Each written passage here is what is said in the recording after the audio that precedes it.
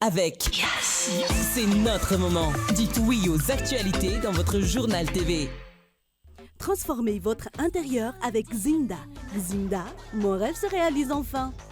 Jumina, Tiago, Jumina, Orange, Fraise et Coco, Sim Parfum, Marisa Caraza, Jumina, Mina Metiamna.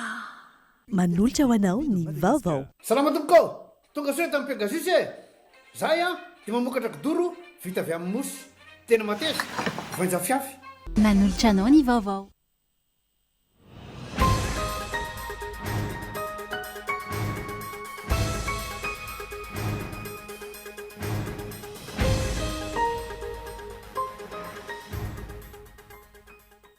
Iasy ireo voamera-panao famitorana momba ireo fanadihadiana parlementaire eo anivony anteny mera-pirenena ka isan'izany no fanenjena ny filoha teo aloha Andry Rajoelina ho ny filohan'ny anteny mera-pirenena nandritra ny fanokafana ny fivoriana ara-potoana teny Tsimbazaza.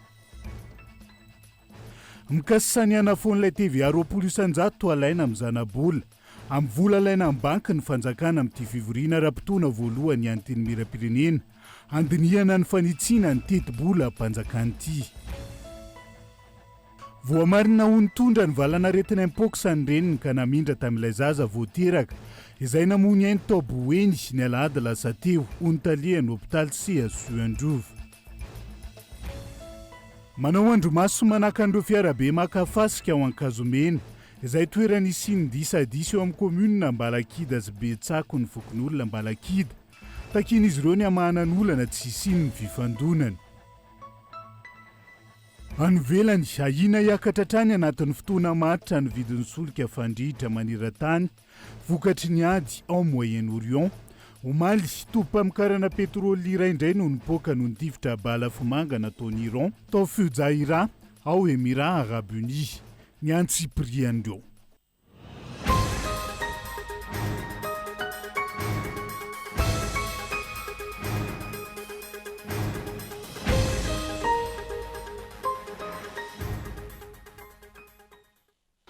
Ankafaliana trano tonga lasongovavy no tsy tia indray ny tokantranonao amin'ity ality tonga soa atao anatin'ny fotoana ny fampalalam-bavao manasanao avy hatrany anaraka ny antsiprian'izay hoentsika manokatra ny fiarahana amin'ity ala ity.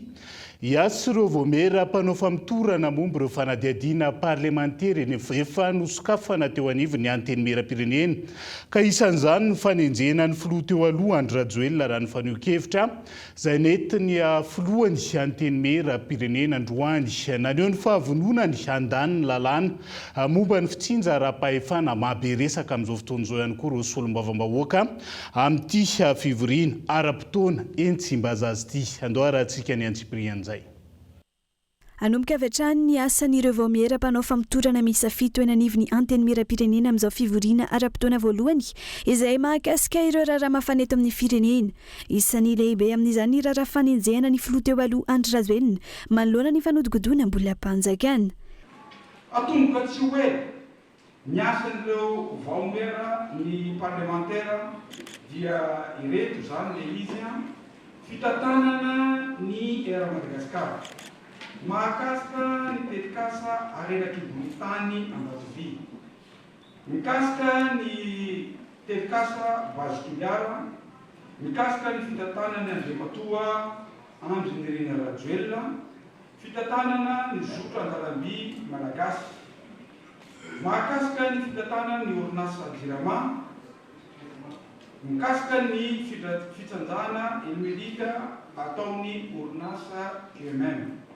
Noho izany dia miantso ny ministera ny toe-karena sy ny teti-bola izahay mba hanome nentim-manana ahafahany voamera hanatanteraka ireo asa ireo izay tsy nomeny gouvernemanta teo aloha. Andrasana izay hotohiny sy izay fotoana ivoan'ny valin'ireo fanadihadiana fa isan'ny bahan-toerana mandritra izao fivoriana solombavam-bahoaka izao ihany koa ny fandaniana mahakasika ny fanetsiana ny teti-bola mpanjakana enina amby 2024 na ny LFR 2026.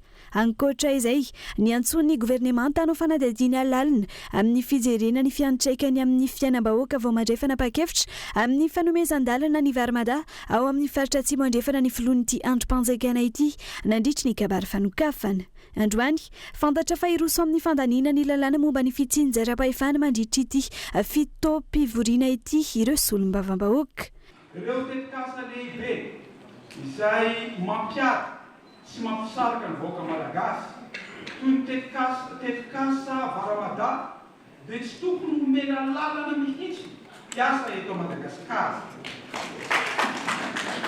Tsy azo ekena olotsony ao amin'izao fanavaozana izao tokony mangataka ny ady. Noho izany dia tokony handray fehepehitra rehetra ny gouvernemanta mba ahafahany teratany malagasy mandray anjara amin'ireo orinasa sy fampandrosoana lehibe izay atao eto amin'ny firenentsika. Andrasana mandritra izao fitaoam-pivoriana izao ny fifanatrehana mivantana eo amin'ny governemanta anaovany tatitra ny asa vitany sy fanontaniana apetraky ny solom-bavam-bahoaka.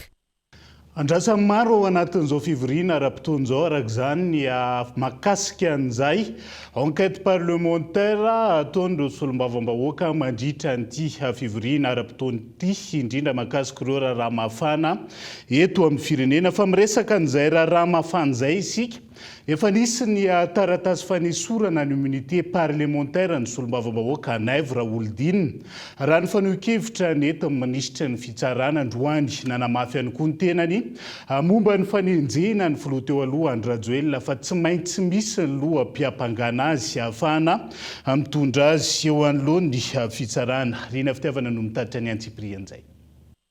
Nitondra ny fanazavana manoloana ny filazan'ny anteny miram-pirenena momba ny tsy mbola naharaisany ny fangatahana amin'ny fanesorana ny immunité parlementaire any solom-bavam-bahoaka Anaivo Raoldina ny ministra ny fitsarana. Izay nilazany fa efa nisy ny taratasy fanesorana ny immunité parlementaire napetraka teny amin'ny anteny miram-pirenena. Resaka administratif fotsiny no natonga ny filohan'ny anteny miram-pirenena tsy navoaka ilay taratasy satria voatonga izy ny andro weekend dia tsy tany hoe efa taonao atao ilay izy fa izahay tsy mizatra tsara-dalàna zany tsy maintsy misy ny demande na main levée izay vao afaka miresaka député izahay. Nanamafy ihany koa ny ministra fa tsy ho afabela amin'ny raharaha fanenjehana azy ny filoha teo aloha Andry Rajoelina ka tsy maintsy atao ny fanenjehana ara-pitsarana izay ny hasizy no hisahana ny raharaha.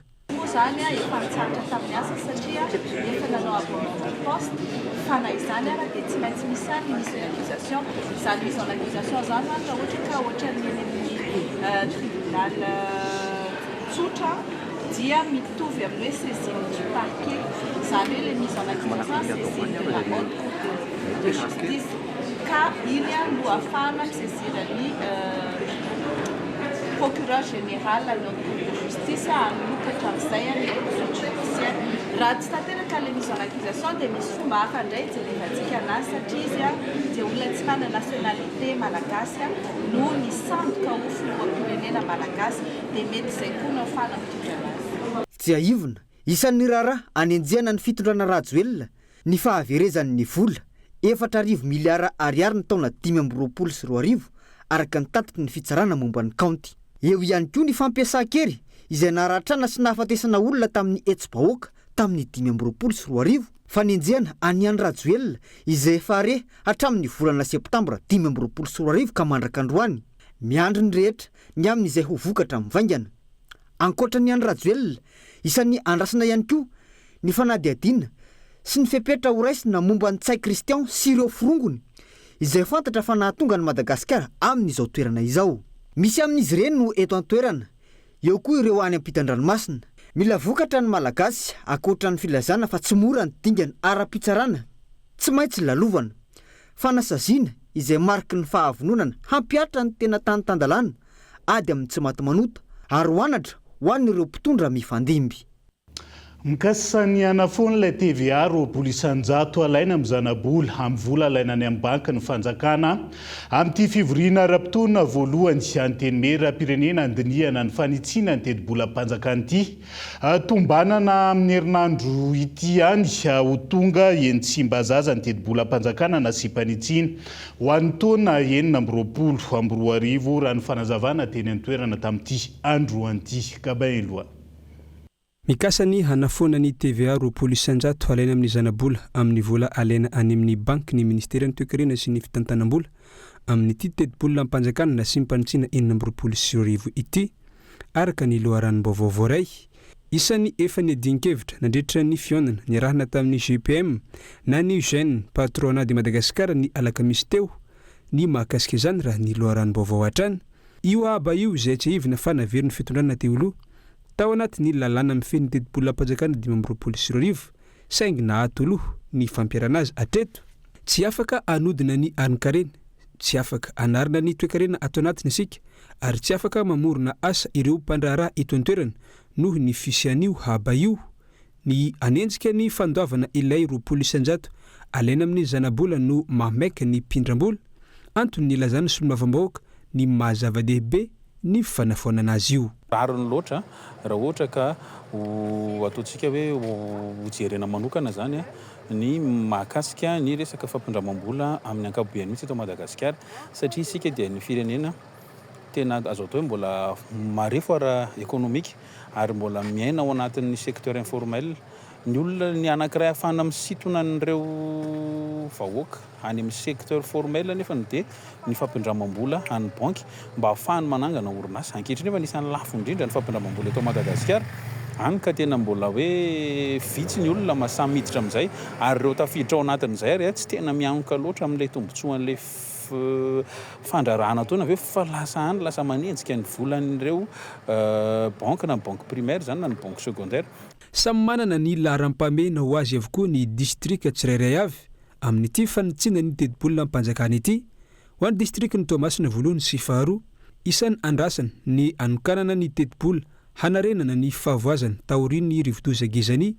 ho fanamafisana ny ezaka efa natao momba izany misezaka ataon'ny ampanjakana misezaka ataon'ilay mpamatsivola sy ny piara miasa amintsika rehetra dia mankasitraka ny zavatra anankiray ohatra dia hoe anatin'ny affaire io tsara mipropose zay hoe ampiakary ny vitisgara dia ny vola azo amin'iny taona iny alefany any Tomasina ho an'ny Gezany zany ho an'izay olona voan'ny Gezany na fototrafitrasa zany dia mankasitraka zavatra ohatr'azy zany zay zay maniry hoe anatin'ity référatif misy esika koa ataon'ny gouvernement manoloana ny zavitranga Tomasina maro ireo efa voatanisa fa hatao sy handaniana io vola ampanjakana io ohatra amin'izany ny fanamboarana ny lakan-drano ny mpangalana ny zotran-dalamby FCE ary ny port ao Manakara sy ny sisa miainga amin'ny fagnisiana io satria efa nisy moa zany ny tapahana tagny amin'ny volana oktobra dia isy ny fagnisiana arakaraka n'izay zavatra fantatra hoe ity tena prioritaire ahafahana mitondra an'izany fampandrosoana malaky amin'ny faritra rehetrarehetra zany dia zay ny tadiavintsika ary zay ny andeha ho tapahana sy hodiniana amin'ity fivoriany ny anteminaram-pirenena ty dia ny filazana atao fa isy ny fagnamboarana an'ireo port ny Manakara zay tetikasa-mpanjakana moa zany izy port ny Manakara ny lalamby FCE ary ny canal de Pangalana sy ny district ny Manakara irery ny ahazo tombosoa amin'ny fisokafana io port ny Manakara io fa ny province ny Fianarantsoa iray manontolo raha ny fanazavana azo teny an-toerana andrasana amin'ity herinandro ity ny fahatongavan'ny LFR 2026 ino tsy mba zaza fiara-miasa antsika amin'ireo mpiara-miombonantoka arabola sy ara-teknika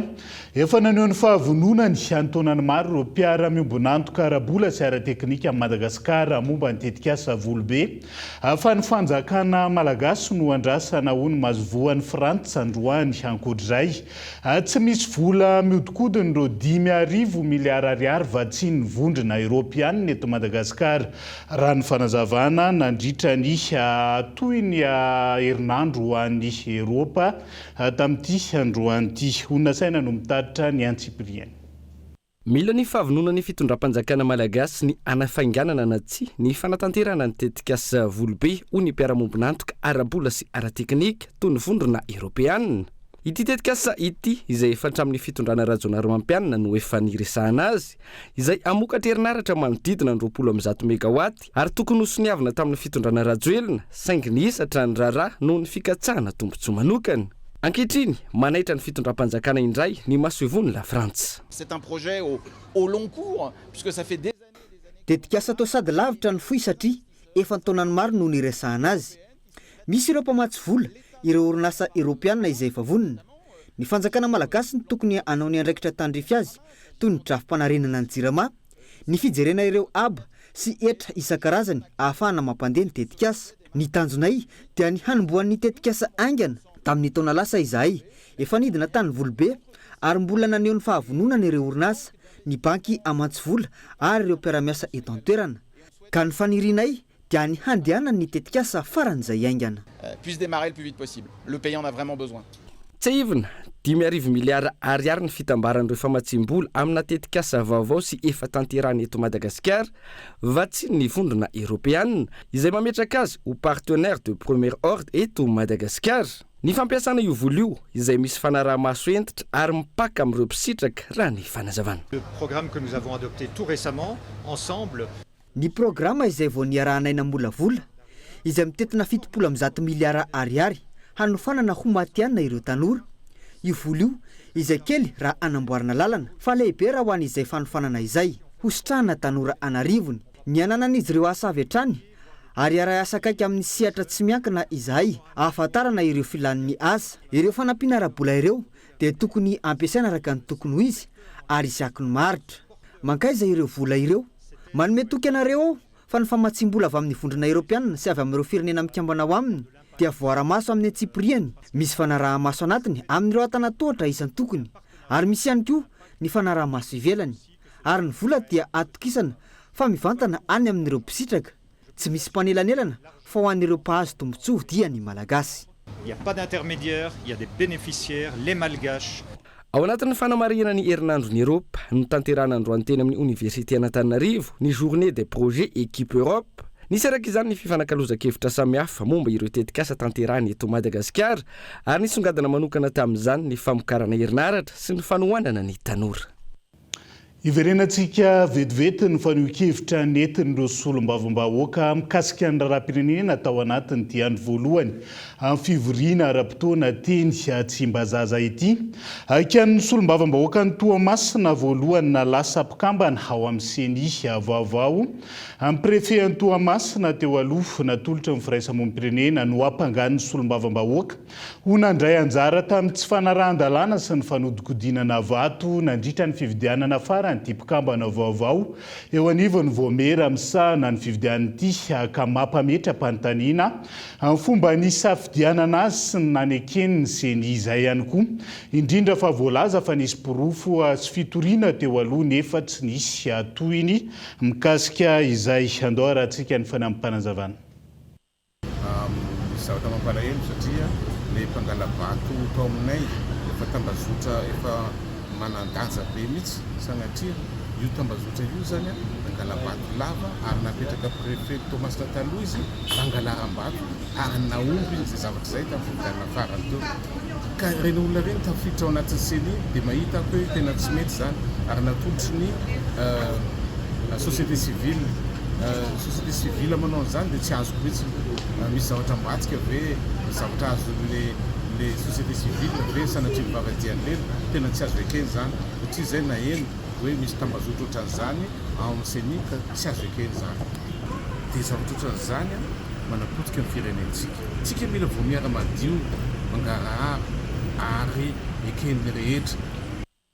Iverenantsika vetivety ny vaovaon'ny toe-karena vinavinaina eo amin'ny telo faingo enina isan-jato ny ari-karena vaobe eto Madagasikara amin'ity taona ity araka ny tatitra momba ny vinavina ny toe-karena aty Afrika navoaka ny FMI nantahirim-bola iraisam-pirenena mbola miada-pandeny fivoarany toe-karena eto amintsika ary tsy ampy io fitombony io oharina amin'ny fivoaran'ireo teboka samihafa mifandraika amin'izay raha ny faneho-kevitra nentina pahay toe-karena iray.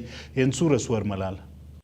Vinavinaina chacha telo faingo enina isan-jato ny ari-karena vaobe anany PIB amin'ny ity taona enina amby roapolo sy roa arivo ity araka ny tatitra afara momba ny vinavina ny toe-karena aty Afrika navoaka ny FMI na ny Fonds monétaire international. Vinavinaina atratra 4 iray isan-jato izany hita izany amin'ny taona 7.2. Tsy ampy ny fitombona raha oharina amin'ny fitombony ponina. Efa nisy ihany koa ny vinavina napetraky ny Instat 10 taona lasa teo izay. Nilaza fa tokony eo amin'ny 5 isan-jato eo ao anatin'ny 3 taona no tratrarina vao afaka tanteraka amin'ny fahantrany Madagasikara hoy ny mpahay toe-karena. Ny fitombona 3,8% aloha zany raha ny vinavina nataon'ny Instat ngamba efa 10 taona lasa zay dia tokony eo amin'ny 15% mandritra ny 3 taona zay vao tena afaka tanteraka amin'ny fahantransika. Zany zavatra zany moa dia mazava ho azy mijery ny fitombon'ny mponina eto Madagasikara izay anisan'ny mitombo be mihitsy ny eto Madagasikara raha mihoatra ny firenena hafa tontolo zao. Ary ohatrohatran'io koa no nataon'ny Chine sy ireo firenena tany Azia mba nahatonga an'zareo nivoaka tamin'ny fahantrana zany. Dia azo atao zany hoe le 3,8 na dia misy croissance ara dia tena tsy ampy mihitsy fa raha mbola zao no mitoy dia tsy voaka mihitsy tsika amin'ny fahantrana. Mila miala amin'ny fanaovana kolikoly ny mpitondra fanjakana raha te hiala amin'ny croissance faible isika eto Madagasikara izay efa nampahantra antsika hatramin'izay raha ny fanazavana.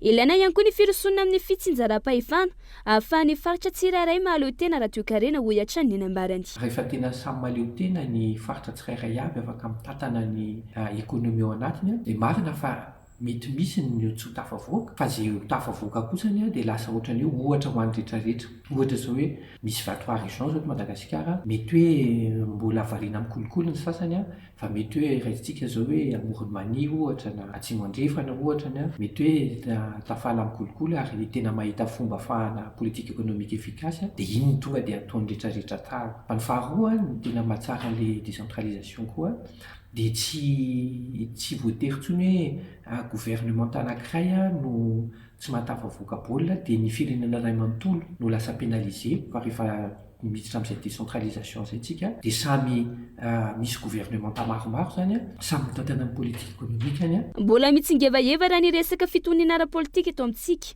ka tokony atao ny fomba rehetra hamarina ny toerana azy isin'ny fitoniana maharitra raha tiana ny ahatratra iviny io hoy ny mpahay toe-karena. Betsaka ireo fanavaozana tokony atao toy ny politika monétaire ahatongavana amin'ny stabilité de prix hoy ny nambarany. Ankoatra tatitra avy amin'ny FMI io maneho fahitana somary ambony kokoa amin'ny taona 2024 ka maminavina fitombony ny toe-karena ho 3.8 isan-jato ny banky iraisany pirenena izay tohana ny fampiasam-bola toy ny fanjakana amin'ny foto-drafitrasa ary koa ny fiakarany sehatra stratégique toy ny arena kibon-tany, ny fizahan-tany ary ny fifandraisan-davitra. dia izay ihany koa no hoentsika misento ao anaty doka fohy vetivety mikasika ilay zaza voateraka matin'ny impoka tany Boeny eo ihany koa ny antson'ireo mpitatitra eto Andrenivohitra manoloana ny fahasimban-dalana sy ny olana eo amin'ny resaka trano fiantohana ao anatin'ny tapany faharoa ny fampalalam-baovao no anarahantsika ny antsiprian'izay aza misaraka amin'ny ary.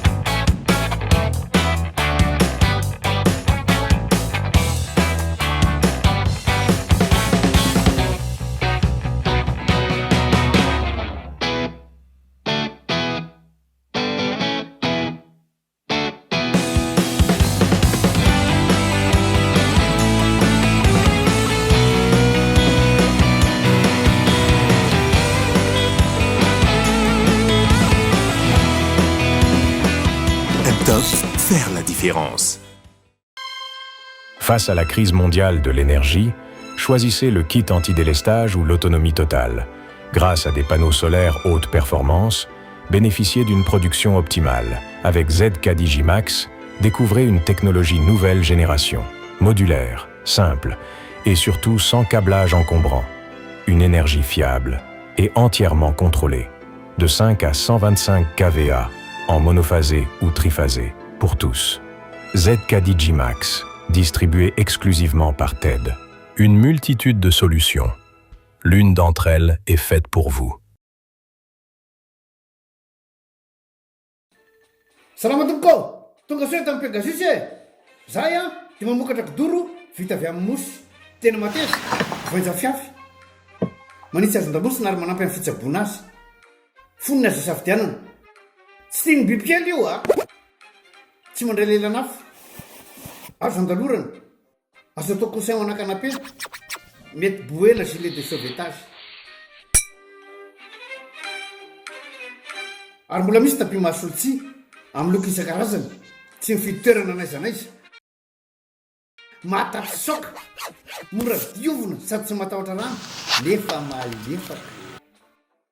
Pegasus koa dia mbola manana canapé sady fandriana ary isolant thermique, ilay mampangatsiatsika ny atotrano amin'ny andro mafana sy mihazona ny hafanana amin'ny andro mangatsiaka.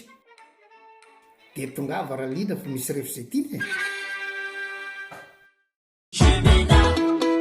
Tiako Jumina Mangala etaetanaka Manala etaeta Itanao mpivatraretraretra Meilleure qualité mitondra vitamine C Jumina Ny goût tegna naturel tsy pirate fa tegna réel Parfait orange, fraise et coco Sy parfait maro isan-karazany Jumina Avy agny Europe Anle tegna top Mina mety amina Za meka isorfasy analazy Yellow Up mety am'toi tolotra miavaka hitanao amin'ny super app Yasemo Ireriany hatramin'ny ename 500 méga maharitra 1 minitra dimanjato ariary fotsiny afaka vidiana foana rehefa lany ao amin'ny super app Yasemo Ireriany Yellow Up 500 méga dimanjato ariary monja télécharge haingana ny super app Yasemo.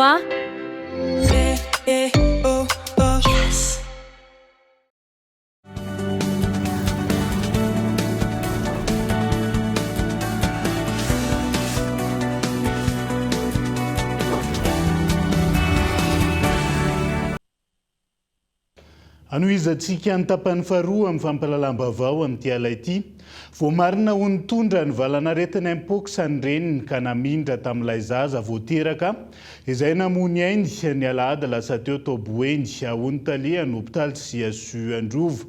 Efa notsaboana ao amin'ny cellule d'isolement CSU mahavoky atsimo ankilan'ilay reniny. Mila mitandrina sy manamafy ny fiampiditra fiarovana ny rehetra araka izany manoloana ity mpox ity tsy azo soarovelona mitaditra ny antsiprian'izay. Zazalahy voateraka 12 andro no namony ainy noho ny valanaretina mpox atao amin'ny CSU professeur Zavsona Gabriel Androv ny aliny lahady lasa teo. Raha ny fanazavany mpitsapo teraka tao amin'ny hôpital complexe mère et enfant Androva ity zaza ity nalefa noty rehefa hita salama tsara ny reniny sy ilay zaza saingy ny ratsy ny fahasalamana ity zaza ity ny sabotsy teo ka naverina nahiditra hôpitaly. Voamarina tamin'izany anefa fa nitondra ny valanaretina mpox ilay reny ka namindra io zaza io. Sokajiana ho marefo ny zaza voateraka izay nahasarotra ny fitsaboana ity zaza ity kanto ny fahafatesany. Efa nahiditra ho tsaboana ao amin'ny cellule d'isolement CHU mahavoky atsimo ankilany ilay reniny raha ny fanazavana. Voamarina mihitsy fa nitondra ary voan'ilay aretina mpox ilay zazakely dia niditra tato aminay moa zany izy ray andro talohany nafatesana. Saingy efa ao anatin'ny fahasarotana tanteraka ny toe-pahasalaman'ilay zaza satria ilay zazakely raha teo dia vo zazakely mena vava araka ny tenenina ka grave le izy matomo zany ilay zazakely vo dia nisy fifamindrana zany teo amin'ilay reny sy zaza ary vo marika ara-tsiantifika zany zay fifamindrana zay dia ny andro niny ihany moa zany dia tsy maintsy nalevina ilay zaza satria zay ny protocole zay efa misy toerana voatokana natokany fanjakana amin'ny alalan'ny commune moa zany a na nasitrihana n'ilay razana zay matin'ny impox. Trangadimy vaovao no voamarina amin'ny impox tamin'ny andron'ny omaly. Roa avy teto Antananarivo renivohitra sy Antananarivo Atsimondrano ary iray tao Mahajanga voalohany. Mitotaly mahery ny 440 araka izany ny tranga voamarina rehetra, 4 ireo namony ainy ary manodidina ny 10 eo ireo sitrana hatramin'ny andron'ny androany. Vaninandro mora hiparitahan'ny valanaretina ny andro mangatsiaka tahaka izao ka mila manamafy ny fepetra sy ny hery fiarovana ny rehetra, indrindra ireo sokajin'olona marefo hoy ny mpitsabo ka tafiditra ao anatin'izany ny vehivavy bevoka, ny zaza voateraka sy ny maro hafa. Ny olona vulnérable na sensible mety ho tratrany zany a ireo olona zay efa manana taizanaretina ao amin'ny vatany, zany hoe manana n'ilay maladie chronique zany, hiditra andro mangatsiakitsiaka zao a, dia eo a no tena fiakaran'ny virus fantatsika fa ny nendran-drajako dia virus io ary ny hery fiarovantsika olombelona koa dia mihena, dia izay lay mila hiarovantsika ny amin'ny sakafo voalohany indrindra, ary zay ny tena zava-dehibe dia ny fiarovana aloha zay vao ny fitsaboana. Misy ihany koa ny vokatra natoraly afaka miaro antsika, dia lay zava-maniry anankiray atsotsika hoe mandrava sarotra, fandrava azo ilazantsika anazy, mapakatra ny hery fiarovana be izy ireny afaka miady amin'ny virus. Tsy aivina, efa mianaka amin'ny faritra manera nosy ity valanaretina impox ity ary mahatratra mahery ny 420% ny taux de positivité. Mila manantona ny mpitsabo ny rehetra manoloana ny tranga mampiayay anenana ny fiparitahany aingana hoy ny mpitsabo. Mila mafisina ny fepetra fiarovana mikasika an'izay fianaky ny impox zay raha iny fanadihadina iny. Fa mila mafisina ihany koa ny ady amin'ny fampiasana zaza tsy ampy-taona eto amintsika. Hoy teo anivony ny UNICEF miroso amin'ny fanafoanana izany ny fanjakana malagasy amin'izao fotoana izao. Hoy teo anivony ministeran'ny asa sy ny fampananana asa ary ny asa mpanjakana nandritra ny atrikasa famaranana ny fandiniana ny drafitra nasionaly momba izay gabailo. Tontosa androany ny atrikasa andinihina farany ny drafitra nasionaly anitsinany lalàna momba ny fampiasana ankizy eto amintsika izay karakarainy ministerany asa sy ny fampananana asa ary ny asa mpanjakana miaraka amin'ireo mpiara-mombonantoka toy ny Organisation Internationale du Travail ary ny UNICEF. Tetika asa ataon'ny fanjakana malagasy anamafisana ny ady amin'ny fampiasana ny ankizy fa ihany koa hitarafa ny mpiara-mombonantoka ny finiavan'ny Madagasikara hanatsara ny fanajana ny zony ankizy. Fanomanana le drafitra asa entina miady amin'ny fampiasana ankizy tsy ampy taona zany na ny lutte contre le travail des enfants ny faharoa any hoe 2025-2040. Marina ny raha nytiako tsindrina ministère dia efa natomboka tany amin'ny 2024 octobre 2024 izy tia hatramin'izao tsika mbola dinika efa hiditra faharoa taona zao ny fandiniana fotsiny fanaovana drafitra asa fotsiny ngamba antanena mba ho vita amin'izay ty drafitra asa tia dia hiditra fanatanterahana amin'izay tsika manaraka fa tsy ara-moraly any le jerevan'olona antsika amin'io fa io koa hitarafan'ny any vela sy ireo mpiara-mombonantoka antsika ny fahavitan'io drafitra entina miady amin'ny fampiasana ankizy ty. Raha ny antotanisa farany avy amin'ny UNICEF iray amin'ireo ankizy 4 eto Madagasikara dia efa anaty sehatrasa roa faingo 10,000 ireo tandindomindoza fa indrindra ara-pahasalamana noho ny asany ary ambony kokoa ny tahany zazalahy miasa raha hoarina amin'ny ankizivavy eto amintsika araka ny taremarika ny UNICEF hatrany. Ny UNICEF sy ny OIT izay naneho ny fahavononana hanampy hatrany any Madagasikara amin'ny fampiarana ity drafitra vaovao ity. Nampiavaka n'ity drafitra andiany faharoa ity raha ny fanazavana ny fisisian'ny fakan-kevitra sy ny fandraisana ny antotan-kevitra avy teny fotony niaraka tamin'ireo mpiara-mombonantoka sy ny ministera isan-tsokajiny izay voakasika izany mialohan'ny fandrafetany. Tena mijerena daholo ny faritra rehetrarehetra eraky ny Madagasikara ary mampiavaka an'izy ity dia misy ihany koa ao anatin'ny drafitrasa zany ny ataoko hoe tadify ny ministera tsirairay avy, mpiaramonina antoka tsirairay avy, ireo olona rehetrarehetra izay misehatra ao anatin'ny ady fampiasana ankizy dia satria fantatra fa ny antony mahatonga ny fampiasana ankizy raha ny eto amin'ny tany sy ny firenena dia anisan'izany zavatra ary maro ny antony mahatonga an'ilay izy ka tsy ho voavahan'ny ministera ny asa fampananana asa sy ny asa-panjakana irery ihany ny resaka ady fampiasana ankizy fa ady fandromoana ny ministera rehetrarehetra tokony andraikitra rehetrarehetra eto an'iziny ministera ka efa voafaritra ao anatin'ny drafitrasa io avokoa ny resaka ohatra fampananana asa ho an'ireo ray aman-dreny mba tsy hoe ny zanany indray no asain'ny miasa avy eo. Aorian'ny fahavitany tanteraka hoentina enenivony anteny meran'ny pirenena ity drafitra vaovao ity ahatonga azy ho lalàna manan-kery eto amin'ny tany sy ny firenena. Lafomba vao hafa ho tanterahana ny roa ny fahatelo ny volana Jolay ho avy zao etsy amin'ny Novotel Larbi ny andihany fahafolo amin'ny salon de la RSE et ICC antamberina andraikitra sosialy sy tontolo iainana izay antoka lehibe ho amin'ny fampandrosoana ny sehatra rehetra mampiroborobo ny firenena tsy hijanona amin'ny fampahafantarana sy ny fanentanana fotsiny amin'ity andihany fa risky ireo orinasa hitondra vokatra mivaingana ho an'ny firenena ho ny apikarakara. Andoharantsika ny antsiprian'izay. Mbola fanamby-lehibe eto amin'ny firenena ny fiatrehana ny fiovaovan'ny toetry ny andro sy ny fahasimban'ny tontolo iainana ary ny fahaverezan'ny zavamananaina.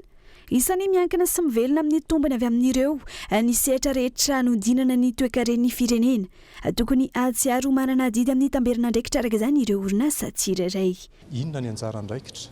Ireo sehatra rehetrarehetra realisan'izay ny sehatra tsy miankina ao anatin'izay hoe tamberina ho an'ny tontolo iainana, tamberina andraikitra ho an'ny vahoaka ary indrindra ihany koa nefa antoka anankiray ho fampandrosoana ny firenena. Dia miezaka zany misy ny fifanakalozana ataoko hoe ohatra tsara na hoe bonne pratique amin'ny resaka RSE fijerena ihany koa ny lalana hoe aiza no tokony ametrahan'ny mpandray anjara rehetrarehetra eto Madagasikara raha resaka RSE tsika aiza ny lalana hodiavina. Ny tena mpahafantarana antsika manko dia hoe efa ny anavitrika ireo orinasa salantsalany sy madinika manao zava-dehibe ny tambirina andraikitra na mbola maro ihany koa aza ireo tsy mamifantatra ny tokony atao sy ny RSE sahaza ny Madagasikara raha ny tombana natao tamin'ireo andiany sesy na natanterana ny salon de la RSE et ICC ho ireo mpikarakara.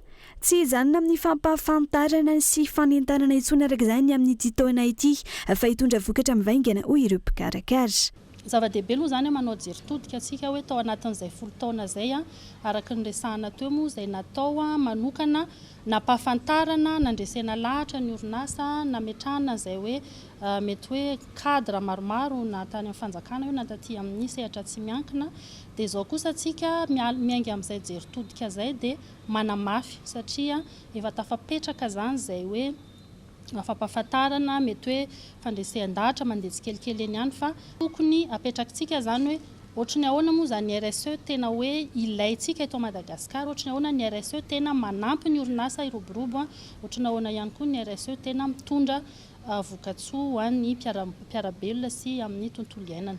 Ahafana mandrefy ny fivoarana ara-toe-karena sy ara-sosialy ny tamberina andraikitra. Azo hitarafana ihany koa fa mandroso ny firenena rehefa mipetraka izany. Zava-dehibe ny fandrindrana ny lahara-pahamehana sy ny filan'ny tsirairay, izany hoe ny tompony orinasa, ny mpiasa ao aminy ary ny vahoaka rehetra. Antony anatanterahana ny salon de la RSE et ICC izay ho tanterahana ny 2 sy 3 Jolay ho avy izao eny amin'ny Novotel Larbi izay miditra amin'ny andiany fahafolony ity taona ity. Sehatra tsy azo ialana ampiroboroboana Madagasikara ny fampandrosoana ny sehatra ny fizahantany sy ny asa tanana ho fanomezan-dany zany amin'ny toetrany ny fifanaovantsony mpiara-miasa momba ny andiany 12 amin'ny ITM sy ny andiany 13 amin'ny ISM ny 12 hatramin'ny 14 Jona izao miaraka amin'ny Office National du Tourisme de Madagascar. Isan'ny tanjona ny fampivelarana ny fahaiza-manao andro sehatra tsy miankina ary ny fidirana ao anatin'ny réintégration régionale. Landoara antsika ny fanampananjavana mikasika izay. Tsikaritry tsika amin'izao fotoana izao tsy inona fa miasarotra ny toedrara géopolitique eran-tany. Tsy maintsy mijery ianao tsy maintsy manome lanja ihany koa ny ataontsika hoe marché de proximité, izany hoe inona ny arahantsika miaraka amin'ireo firenena manodidina antsika na ny aty amin'ny océan Indien zany na ny any Afrika, satria tsena goavana ho antsika avokoa izy rehetra ireo. Sehatry ny fitaterana indrindra ny eto Antananarivo renivohitra, zakain'ny mpitatitra avokoa ny voka-dratsy ny lalana simba sy ny olana misy eo amin'ny trano fiantohana amin'izao fotoana izao, raha ny faneho-kevitra nety ny vondro mpitatitra tamin'ity androan'ity. Mivondrona ary nanambatra hery izy ireo ary mitaky ny amahany ny fanjakana ireo olana samihafa sedraina ankehitriny. Andao arahantsika ny fanampanazavana.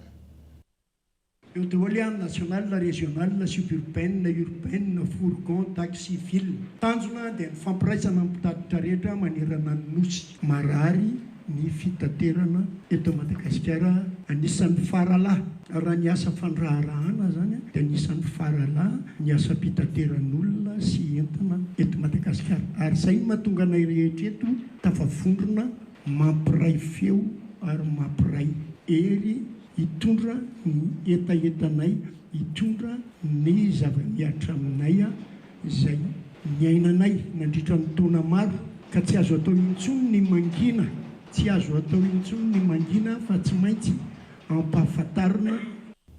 Ao anatin'izay sehatra ny fitaterana izay hatrany fa ho an'ireo komuna manodidina, irosona ny fanamboarana lalana miazo ny komuna Vilihazo sy ampifandray lalam-pirenena fahatelo sy faharoa amin'ny faritra Analamanga no iantoka ny fitaovana goavana anatanterahana ny asa fa ny zanaka ampelezana sy ireo mpisitraka ary ny tsara sitrapo no ifanometanana amin'ny solika sy ireo rehetra ilaina amin'ny fanamboarana ity lalana mirefy 5.30 kilometatra ity. Onona saina.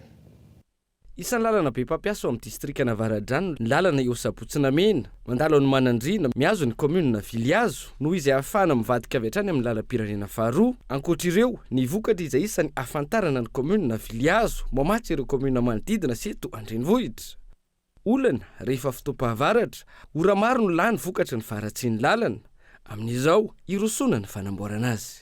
Dia manomboka mahitsy kely zany le fanamboarana an'le lalana hatrany Ambatolampikely sy ny manodidina ny renivohitry ny komuna ny Vilihazo. Eo amin'ny 5.30 kilometatra eo zany ny fitambaran'ireo lalana rehetra ireo izay ho reprofilena moa filaza azy amin'ny teny mahazatra, dia ho asiana matériaux sélectionnés izay misy ao Vilihazo sy ny manodidina ao zany, efa misy site d'emprunt ao.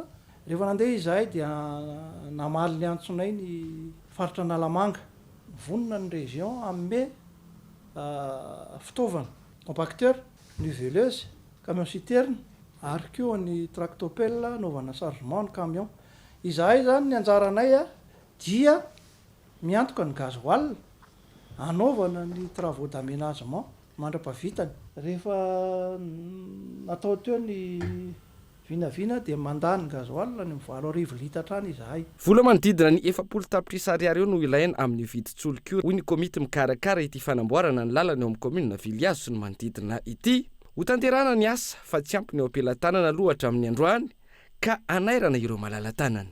Zay moa zany rehefa nanao ny hetsika talolohan izay ny tokony hoe mba nangonana an'le vola izay mitetana 40 millions d'ariary io, dia ny 10 millions d'ariary eo zao ny efa hitanay. Zany hoe tena mbola lavitrezaka le vola satria mbola mitady any amin'ny 30 millions d'ariary any amin'ny famatsiana gasoil an'ireo an'izay rehetra hiasan'ireo. Ka dia mangataka antsika rehetra tsy misy akanavaka izay tia tanirazana mampiasa ny lalana io satria betsaka ny azo tombontsoa amin'io izay hoe mahavany amin'ny arainy 2 ivoaka aty amin'ny arainy 3.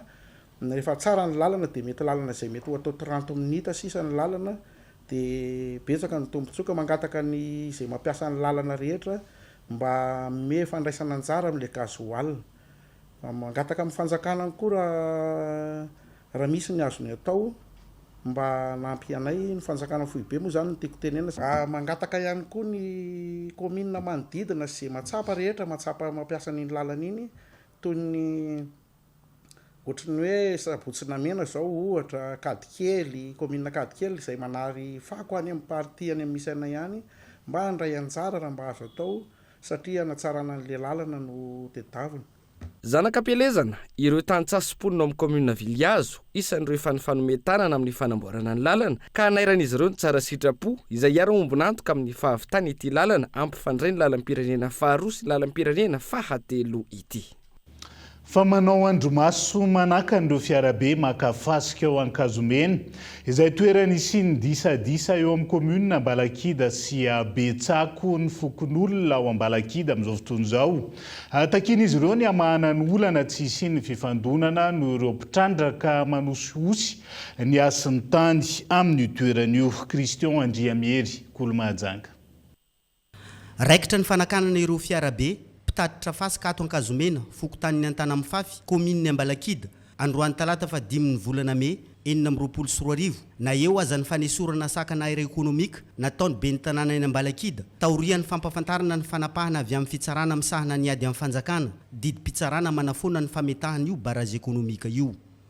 Fa ny zavatra mba iangavianay mbo sy mazava aminay zao fandreseny Besako zao de leo izy miverina amin'ny faritra ny aloha hatreto mandrapisiany fanapahakevitra mazava mikasika ty ady ty. Si hanaiky zahay na hanao akory io na hanao akory io. Any Antanamifafy any Ambalakida ty faritra ty fa sy any Besako. Zahay reto any Ambalakida no mifidy. Agny zahay no manao resasement agnombinay. Agny zahay no mandoa hetra taninay fa sy Besako agny. Amin'ny mahafaritra Ambalakida ny toeram-pitrandrahana nitsangana ireo olobe pitahiry ny fomba ny tany ao Ambalakida mitaky ny fanarenam-pady amin'ireo mpitrandraka fasika noho ny fidirana tsokosoko ataon'izy ireo miasa andro talata izay fady aty an-toerana. Fa midira amin'ity taninay ty faritra ny Ankazomena zay Tanafafy ty faritra ny Ambalakida zany fady talata rango zay. Ka zay zany mbola bidibidiandreo fona zany talata io. Volaninareo hoe talata tandremo. Reo tsy fady talata. Ka io tena fady tany misy zany andro talata io. Manjary zakamboleny jiaby io potika aby. Fasy tavela agnaty camion tsy miala amin'ny place-nao letsy azonay vola ray tapitrisa vary gony raiky omby raiky sira gony raiky zany fomba ny taninay eto de zay mitsabo eto miasa talata voany zany ka izy vova iny kely tsy voa ato anatin'ny efitaninay ety amin'ny Ankazomena ny fokotanin'ny Antanamifafy commune Ambalakida dia fady ny mitrandraka fasika ato tsy mangady tany rehefa talata. Ety Ankazomena zahay zao nahatratran'ity camion ty niditra tsokosoko tato de tsy avelanay mivoaka io raha tsy ateriny any mihitsy aloha fasika io. Mitsangana ny andromaso manomboka zao hoy ireto olobeny Ambalakida ireto mandrapisia ny fandraisana andraikitra ataon'ny fitondram-panjakana amerenana ny efitanin'izy ireo. Tsy manaja ny hasin'ny tany ireo tsy tompony tany hoy izy ireo matoa miditra mitrandraka fasika amin'ny andro alina sy andro fady tahaka zao ka manao antso mba tsy hisiny fifandonana amin'ny samy vahoaka madinika aty ambany ravikazo ity.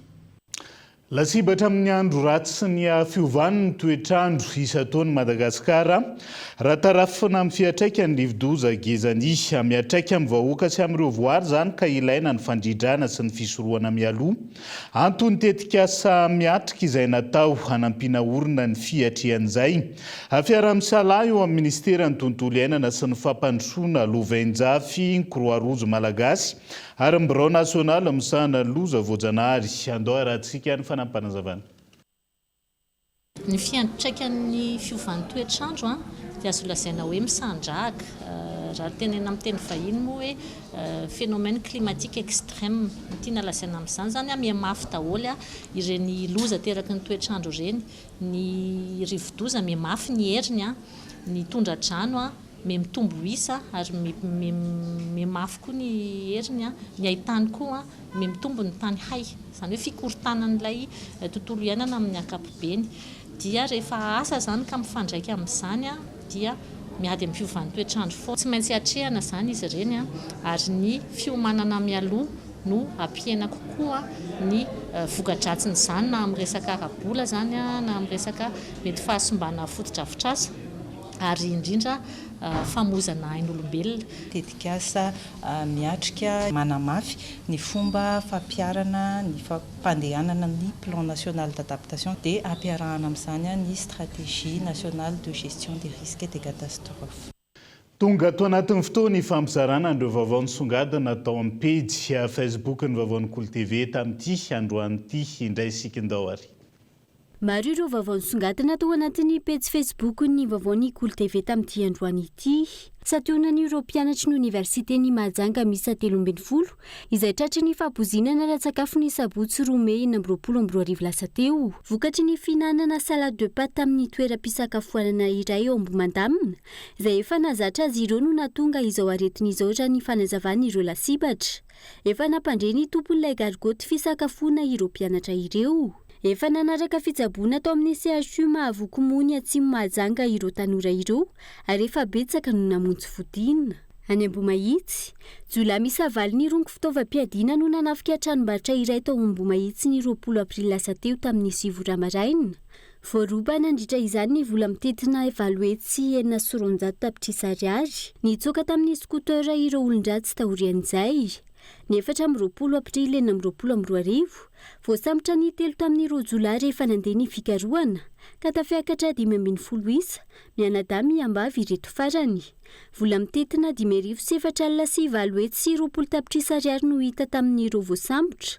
Ny ampy moto misa 3 izay nampiasaina nandritra ny fanafiana. Jolahy misa 3 no mbola karony amin'izao fotoana. Any amin'izy ireo ny ambom-bola rehetra mbola tsy voasary sy ireo fitaovam-piadiana nampiasaina tamin'ny fanafiana. Taorian'ny famotorana kosa indray, natolotra ny fitsarana vetrany raharaha ka ny valo tamin'izy ireo no nalefeny tsifa, ny 7 kosa ny doboka ponjy eny Antanimora. Any Antsirabe, no saziana sy ny ato sy ny asa ilay taxi be nahitana seza azo tany an-toerana.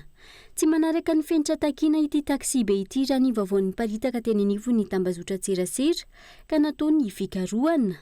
Hitaraka izany ity fiara ity ka no giazana tsy mahazo miasa mandra-pisolo ny ireo seza ara-dalàna. No tanana mbalatsazy ny fiara, anton'izany tsy fanajana ny mpandeha, ny tsy fanarana ny bokina andraikitra ary ny fametrahana mbava loza ireo mpandeha.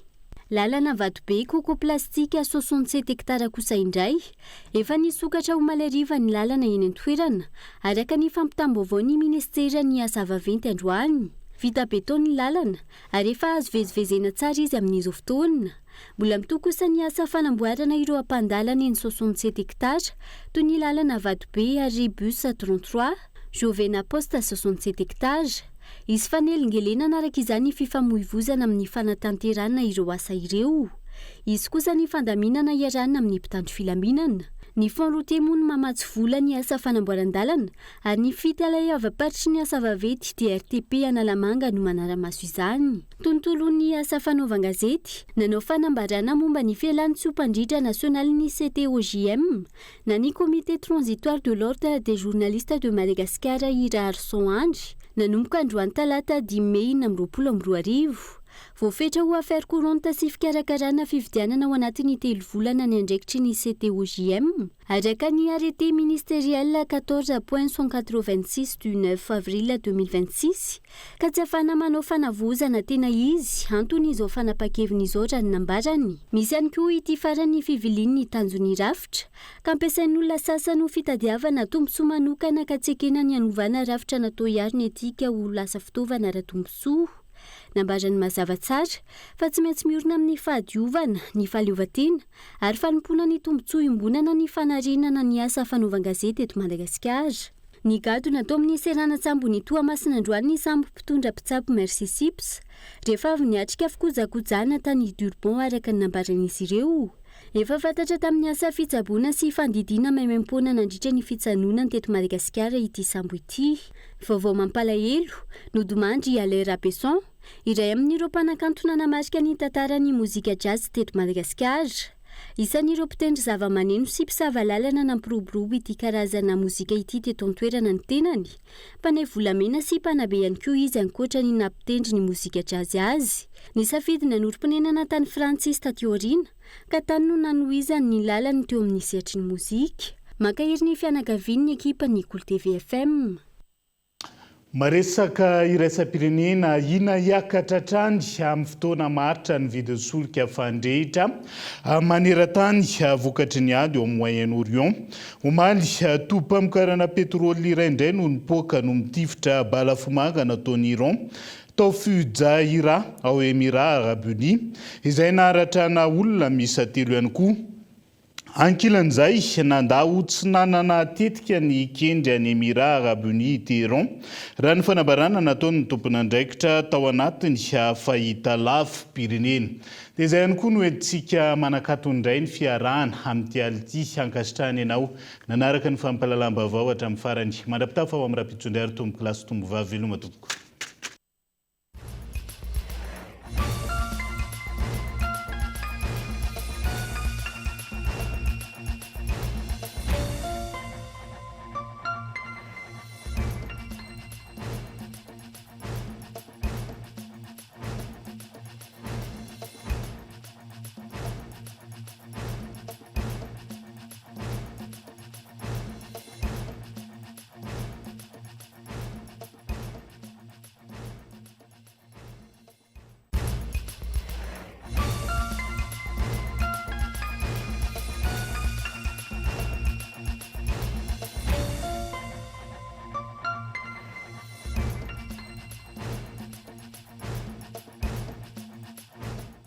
Transformez votre intérieur avec Zinda.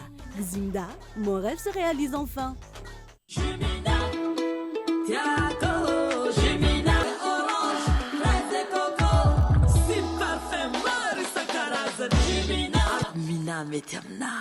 Nanolotra ho anao teo ny vaovao. Salama tompoko, tonga soa tamin'ny Pegasus e.